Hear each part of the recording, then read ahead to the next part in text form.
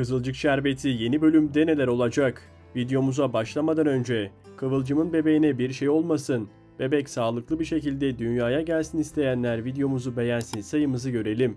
Ayrıca yeni videolardan anında haberdar olmak için kanalımıza abone olduktan sonra bildirimleri açmayı unutmayın. O zaman hazırsanız analiz videomuza başlayalım. Defne'nin Fatih'e olan ilgisi giderek daha da görünür hale gelmiştir.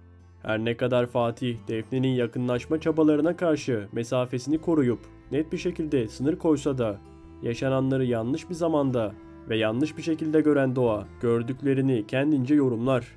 Bu durum Doğan'ın kafasında büyük bir kırılmaya yol açar.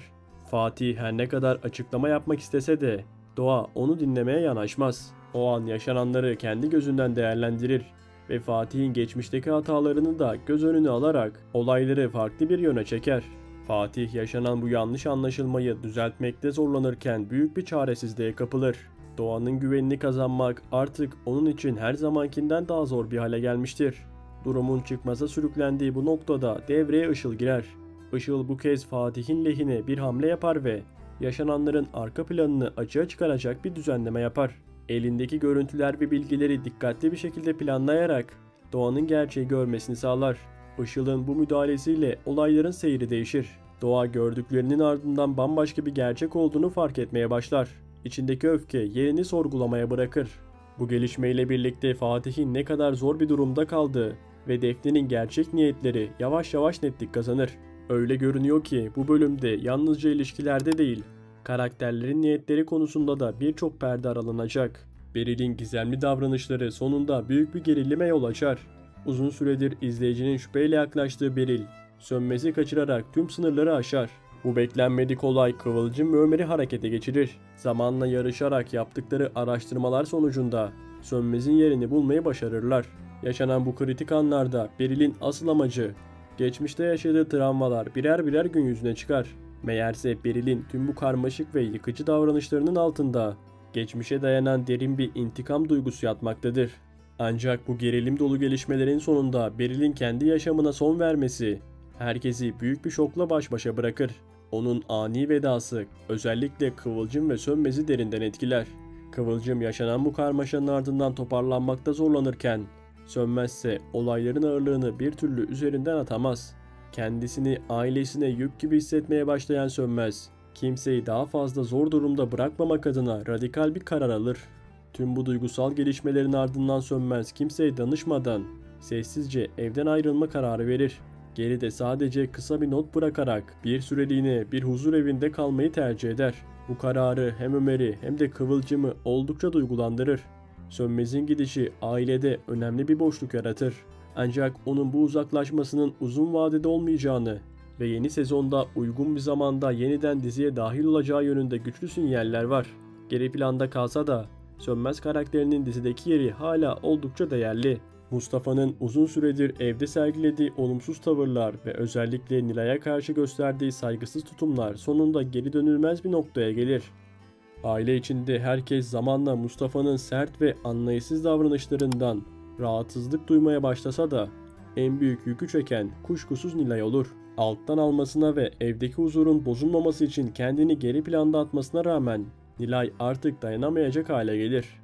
Nilay için bu süreç duygusal anlamda oldukça yıpratıcıdır. Hem eşinden beklediği ilgi ve anlayışı görmemekte hem de sürekli eleştirilip suçlanmaktadır. Ancak yeni bölümle birlikte Nilay'ın artık eskisi gibi sessiz kalmayacağı bir döneme gireceğimizi net bir şekilde söyleyebiliriz. Artık sadece susan değil, aynı zamanda hakkını arayan bir kadın olarak karşımıza çıkacaktır. Bu yeni tavır sadece Mustafa'yı değil, evdeki dengeleri ciddi anlamda sarsacaktır. Çünkü Nilay'ın bu çıkışı diğer aile bireylerinin de gözünün açılmasına neden olabilir. Mustafa ise bu durum karşısında ya hatalarının farkına vararak kendine çeki düzen verecek ya da Nilay'la arasındaki bağ daha da zedelenecek. Şimdilik görünen o ki bu gerilim ilerleyen bölümlerde daha da büyüyecek ve ilişkiler açısından yeni bir dönemin kapısını aralayacak. Işıl'ın sakladığı geçmişiyle yüzleşme zamanı artık gelmiştir. Uzun süredir gündeme gelen eski sevgilisi Leo'nun aniden ortaya çıkması onun için tam anlamıyla bir kabusa dönüşür. Leo'nun gelişi ne bir özür ne de bir vefa ziyaret taşır. Aksine yanında geçmişin karanlık sayfalarını ve tehdit dolu planlarını da beraberinde getirir. Işıl Leon'un varlığıyla birlikte büyük bir baskı altına girer. Işıl üzerindeki baskıyı azaltmak ve kontrolü tekrar ele almak adına Çağrı'yı değerli eşyalarını elden çıkarmakta bulur. Ancak yaptığı bu hareket sandığından daha fazla dikkat çeker. Diğer yandan evin içinde Nursema ile yaşadığı gerginlik Leon'un gelişiyle birlikte daha da büyür. Nursema Işıl'ın davranışlarından uzun süredir rahatsızdır ve onun bir şeyler çevirdiğinden neredeyse emindir. Işıl hem Leo'yu kontrol altına almaya çalışırken hem de Nursema ile ev içindeki gerilimi bastırmaya uğraşır. Ancak hesapta olmayan bir kişi vardır. O da Nilay. Nilay tesadüfen Leo ile Işıl arasındaki geçen konuşmalara kulak misafiri olur. Duydukları karşısında büyük bir şaşkınlık yaşar. Bu bilgileri kendi içinde tutması neredeyse imkansızdır. Zaten Nilay'ın doğası gereği olan duyduğunu paylaşma eğilimi bu sefer çok daha büyük sonuçlara yol açacaktır. İlk fırsatta öğrendiklerini Nursema'ya ulaştırır. Böylece Işıl için olaylar çığırından çıkmaya başlar. Ancak sadece Leo ile değil, evin içindeki gerilimle de başa çıkmak zorundadır. Bu gelişmeler evdeki dengeleri ciddi biçimde sarsacaktır. Abdullah da yavaş yavaş bazı gerçekleri görmeye başlayabilir. Işıl için işler artık eskisi kadar kolay değildir. Her ne kadar zekice planlar yapıyor gibi görünse de çevresi giderek daralmakta ve köşeye sıkışmaktadır. Bu süreçte yaptığı her hamle onu ya kurtaracak ya da geri dönülmez bir sona götürecektir. Nursema ve Firaz'ın evliliğinde artık yeni bir konu daha gündeme gelmeye başlar. Çocuk sahibi olmak. Firaz evliliklerinin daha da sağlam bir temelle oturmasını isterken annesi Asude de artık torun özlemini açıkça dile getirmeye başlamıştır.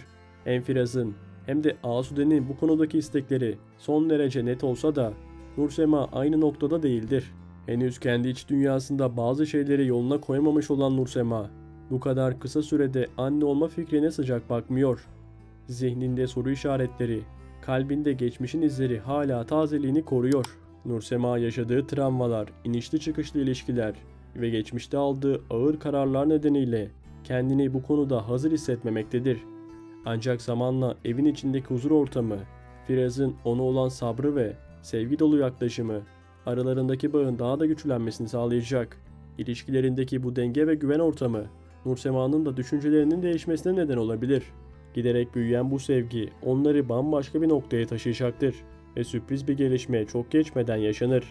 Nursema'nın hamile olduğu haberi hem Firaz'ı hem de Asude'yi büyük bir sevinçle sarar. Nursema ise içindeki filizlenen annelik duygusuyla yepyeni bir yolculuğa adım atar. Sezon finaline doğru giderken bu gelişme dizideki duygusal atmosferi daha da yoğunlaştıracak gibi görünüyor. Özellikle Nursema'nın anne olmasıyla birlikte hem Ünal ailesinde hem de seyirci nezdinde duygusal bir dönüm noktası yaşanacak.